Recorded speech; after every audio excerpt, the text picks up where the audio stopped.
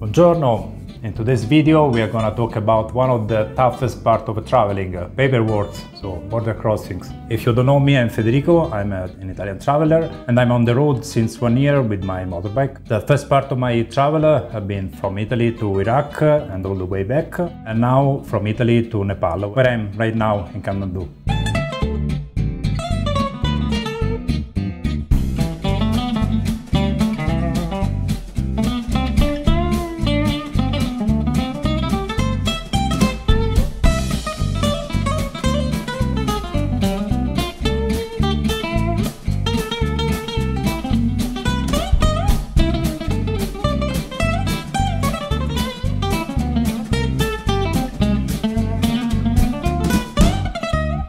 I'm a European citizen, so I will talk assuming that you also are a European citizen, so that you don't need any visa or strange document to cross Europe. The first border you actually have to cross with a little bit of care is from Greece or Bulgaria to Turkey. As an Italian, I can pass the border with Turkey just with an ID card.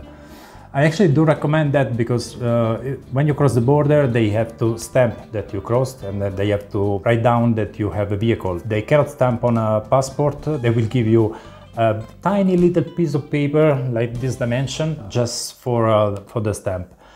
And if you are traveling for weeks or even months through Turkey, it's likely that you are going to lose it.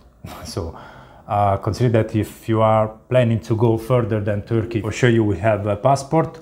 I definitely suggest to use it. To bring a vehicle inside Turkey, you don't need a Carnet de Passage. If you don't know what is a Carnet de Passage, it's basically the toughest document you're supposed to have to cross in some countries. It's basically like a passport and visa of your motorbike, and it's related to deposit that you have to leave on a bank account as a guarantee that when you get into some country which require this document, you also get out with your motorbike or your vehicle, and you're not gonna sell it or just leave it there, because the government of the country wants to control the black market, illegal importations of the vehicle.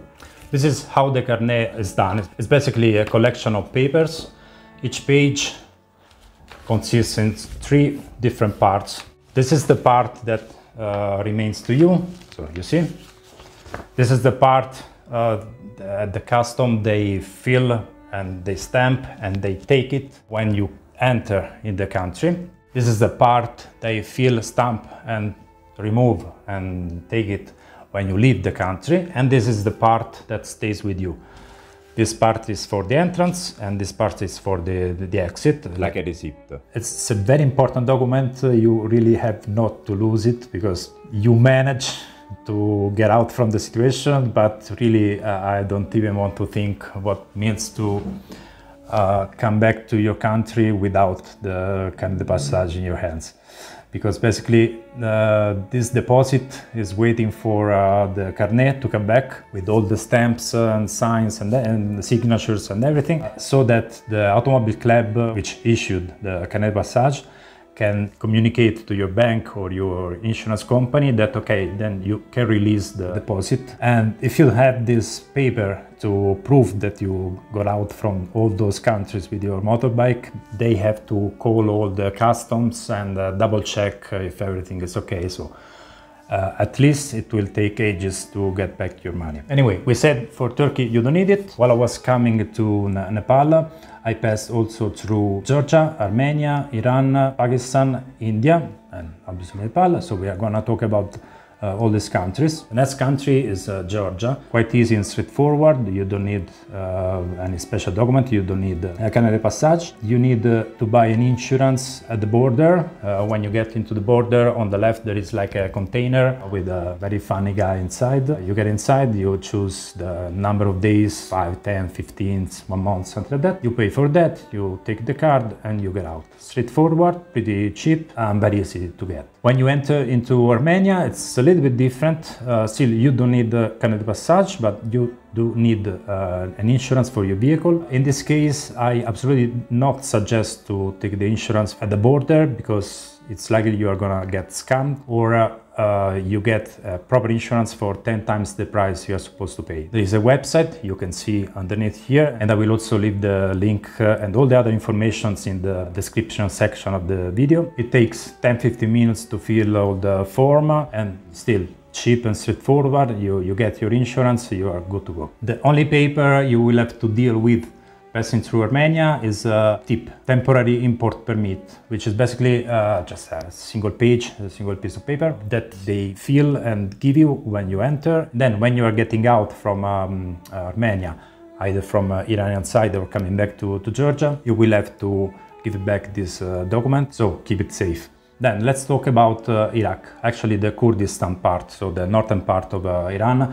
because the rest of Iran is pretty different. I've never been there, so I'm just gonna talk about Kurdistan. For Kurdistan, you have a visa on arrival, so basically you got visa directly at the border. It costs $70 or $75. You don't need any carnet de passage, even if they will feel something similar to a carnet de passage right there at the customs. They will check your motorbike, your frame number, the engine number, so all the papers of the motorbike. You will have to go through different offices. It's quite annoying and challenging, but it's doable.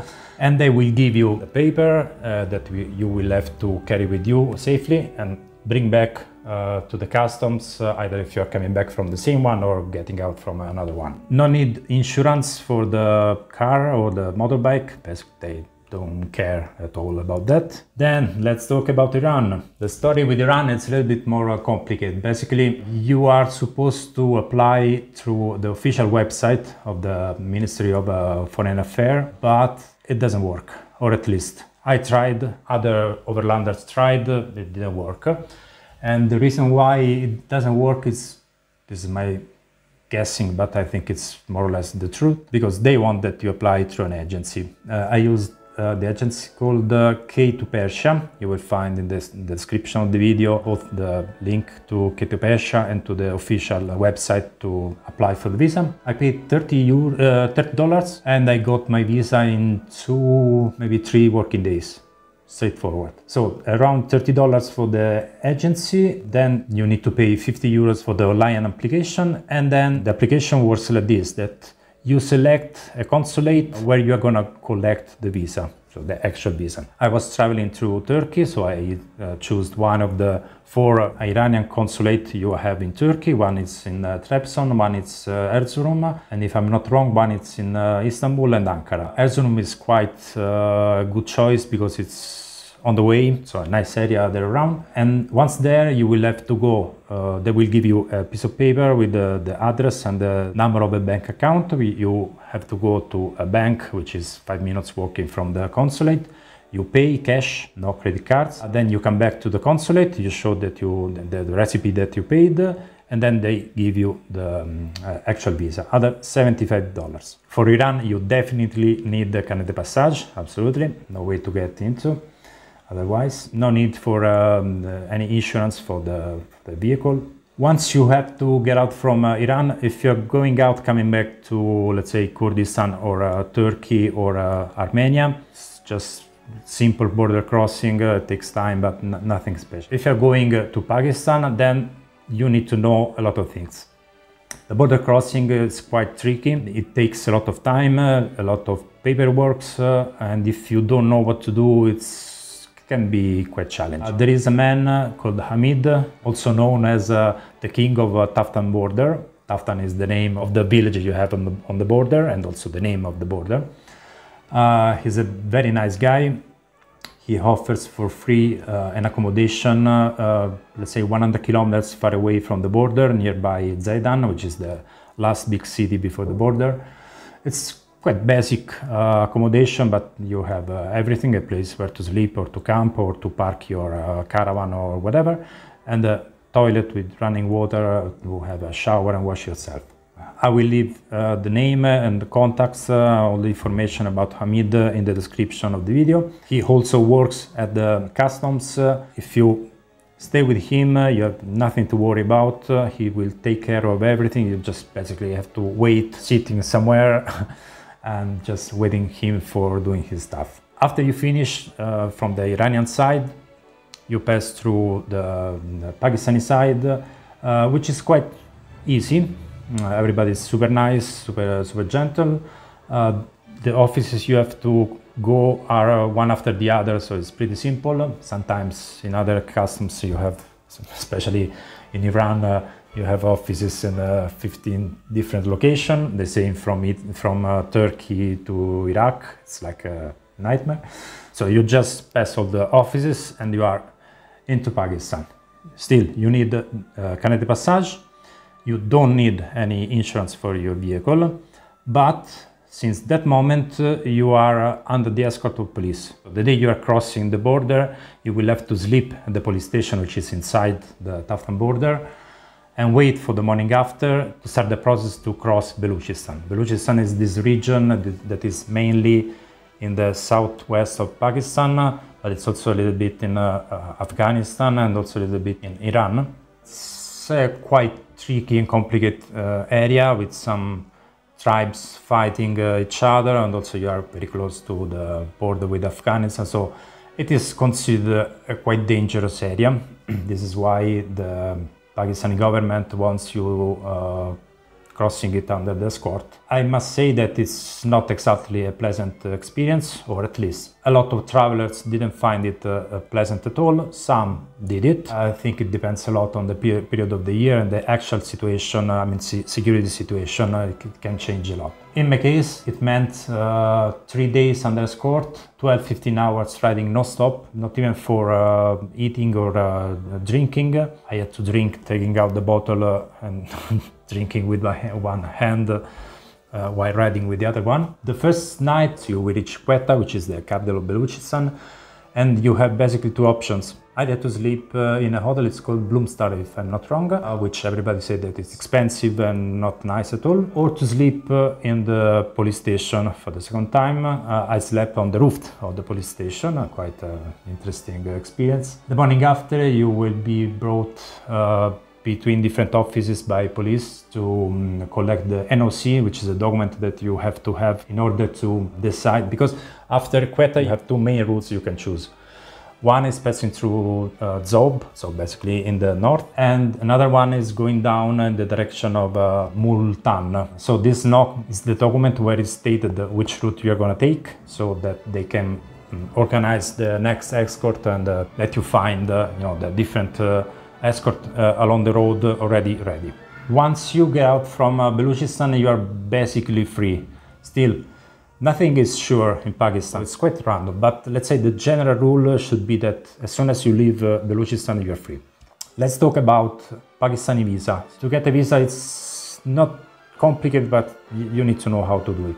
You basically need a letter of invitation. If you want the contact of the agency I used, you will find all the information in the description of the video. The reference is Hussein, which is a very nice guy. He's actually also a lawyer, which lives in Sheikhpura, which is a city 30-40 kilometers northwest of Lahore. On top of the letter of invitation, he provides you for free accommodation and meals for a couple of days, and also he will help you to get a SIM card, which is not easy because you need basically to be Pakistani to get a SIM card in Pakistan, and also to change money because you need to know where to go. Most of the exchange they need a Pakistani ID to change your money. So the process to get the Pakistani visa is basically you ask for the letter of invitation.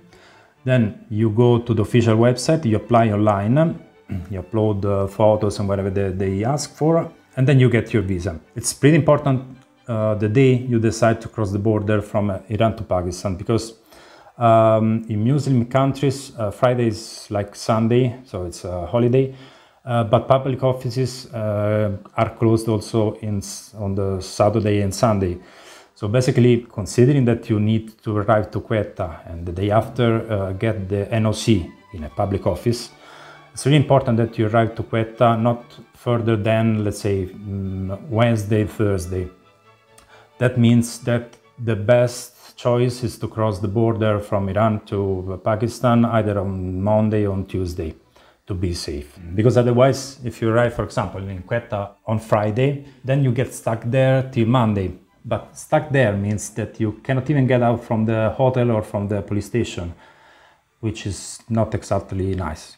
Once you are in Pakistan, if your idea is to go further to India, you need to start thinking about the Indian visa. Indian visa, you have two options. There is a e-visa and a traditional sticker visa. The e-visa is valid only for traveling by flight. Means that you cannot cross the border with the e-visa. The only way to get a sticker visa in Pakistan is to go to Islamabad. Once in Islamabad, you have to go to Visatronics office. I leave you the link of Google Maps position in the description of the video. Before going there, you have to go to the PIMS hospital of Islamabad. You will find the Google Maps coordinates in the description of the video to collect the polio vaccine certificate. It's a vaccine certificate required by India for people coming from Pakistan, because in Pakistan polio is still endemic. But actually you don't have to have a vaccine, you don't have to take a shot of vaccine, you just have to go to the hospital, reach the children section of the hospital. Don't ask me why the children one. Once you find the building, you get inside. On the right side, after 20 meters, there is a little desk with a sign on the wall, polio certificate vaccine for travelers. You just go there, you give the passport, and that's it. They give you this little yellow piece of paper. You fill it by yourself, they just stamp it, and you're good to go. Then you have to apply online on the official website to fill all the form, to upload photos and some other documents. Then with photos, with this polio vaccine, with the application form, and all the documents required, I will leave you in the description of the video the link where you can see all the documents they ask for apply for the visa. You go to Visatronics, might take the whole day. You will have to pay cash around $100. You leave your passport, so it's important that you carry with you some copies of the passport, because around Pakistan you will find plenty of checkpoints that need to check your documents. It's absolutely fine that you just show the paper, they know how it works, I mean the photocopy of the passport. What people generally do is from the border you pass through Balochistan, you arrive to Lahore. From Lahore you go to Islamabad, you apply for the visa. From Islamabad you start going north, you visit all the mountains, which is the nicest part of Pakistan. When you finish the tour, you come back to Islamabad, you collect the passport with the seeker, and then you go to Lahore and you go to India. Then border crossing from Pakistan to India, it will be only in the Wagah border. That is the only one option for tourists to cross. It's 20-30 kilometers east of Lahore, it's pretty easy. Border crossing itself is more or less easy. It's easier the Pakistani side than the Indian side. I must say that I have some issue on the Pakistani side. The employee, which was at the desk to stamp the passport, basically he just asked for a bribe. What's the point? When you apply for a Pakistani visa, for example, in my case, I got 30 days visa. If you want to extend visa, you actually could do that. It's just that the process to extend the visa, it's like getting a mortgage for buying an apartment. It's endless. Just to give you an idea, now it's the middle of September, I'm in Nepal, and I applied for the extension of the visa 2.5 months ago, something like that. I'm still receiving emails from the Pakistani government asking for more information, more documents. And I already crossed India and Nepal. And I also got out from Pakistan. So try not to need to extend your visa. In case you overstay, the first 14 days are for free and are quite accepted that you overstay. It's just that you actually are not supposed to overstay. So if, like in my case, you find a stupid guy at the desk, you risk to be asked for a bribe. Don't pay anything. Your right is to get out. So be polite but firm and don't pay anything. once you pass on the Indian side of the border, it's a little bit more tricky. Everybody is nice, but most of the people do not speak English or do not speak a good English. And you will have to fill a lot of little pieces of paper, some little forms. I don't know why they use these little pieces of papers. They really care about that you are not carrying with you a drone and a satellite communication system. I've been told by a lot of travelers that they actually don't check the luggage, and I was carrying with me a drone because I use drone for my channel, so I was more or less confident that they wouldn't see the drone. But actually, for the second time of my life, I won the lottery of X-rays. They asked me for removing all the luggage from the motorbike, put them on a tray and bring it to the X-ray. It was very hard moment. First of all, it was like 40 degrees, 100% of humidity, so it was already a big punishment for me to remove all the luggage from the motorbike and then wait for what is gonna happen to me. I don't know why, maybe because I'm just lucky, I don't know. Nothing happened to me, and they didn't even see the drone. I was really lucky. It was quite stressful, but everything went smooth. Once you're in India, if you want to go to Nepal, it's pretty easy. You have to check which border is open because due to COVID restrictions, there are some borders that are closed. I crossed from a little border on the far west of Nepal, which is called Mahendranagar. The nicest border crossing ever. Such a tiny little border, such a tiny little customs with little basically houses, not even actual offices. People are very nice, everybody is speaking pretty good English. It took me a couple of hours, more or less. You need a Canet Passage. You are not required to have any insurance, or at least they didn't ask. You get the visa on arrival, so basically you ask for the visa directly at the immigration center in Nepal, in the Nepalese side of the border. It costs you $30 for 15 days, $50 for 30 days, $125 for 3 months, 90 days. So really easy. What else? I think we covered all the topics. Yeah. So I hope you liked the video. If you did it, please let me know with a comment or a like, and don't forget to subscribe to the channel.